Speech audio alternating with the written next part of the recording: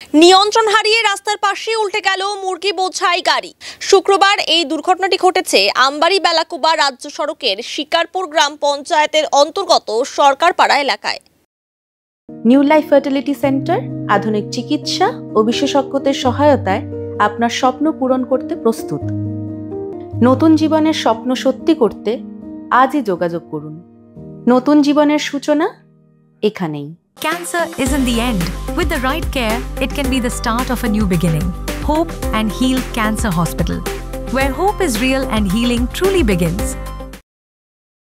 বেলাকুবা থেকে মুরগি বোঝাই করে গাড়িটি শিলিগুড়ির চম্পাশাড়ির দিকে যাচ্ছিল। সেই সময় বেলাকুবা সংলগ্ন সরকারপাড়া এলাকায় হঠাৎ গাড়িটির একটি টায়ার ব্লাস্ট হয়। ফলে নিয়ন্ত্রণ হারিয়ে গাড়িটি রাস্তার পাশে থাকা একটি ইলেকট্রিক খুঁটিকে ধাক্কা মেরে নয়াঞ্জলিতে উল্টে যায়। ঘটনায় গাড়ির চালক সামান্য আহত হন। খবর পেয়ে দ্রুত ঘটনাস্থলে পৌঁছায় বেলাকুবা ফাঁড়ির পুলিশ। গাড়িটিকে উদ্ধার করে গোটা ঘটনার তদন্ত শুরু করেছে পুলিশ।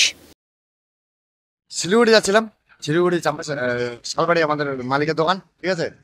তো আস্তে আস্তে সামনের চাকা বাস্ট হয়ে গেছিল, কন্ট্রোল হয়নি।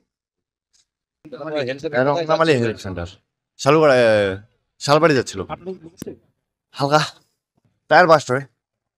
এখন টায়ার বাস্ট হয়ে গেছে, আনকন্ট্রোল হয়েছে। মানে গাড়ি ঘোরার ব্যাপার এখন কিভাবে বলবো বলো। গাড়ি স্পিডে ছিল না, নর্মালি ছিল, ঠিক আছে। 40-এর নিচে,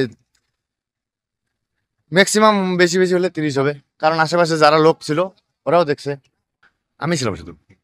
মানে ড্রাইভার আমি একটু আগে বললাম যে এখানে গাড়ি উল্টে গেছে, পাল্টে হয়েছে।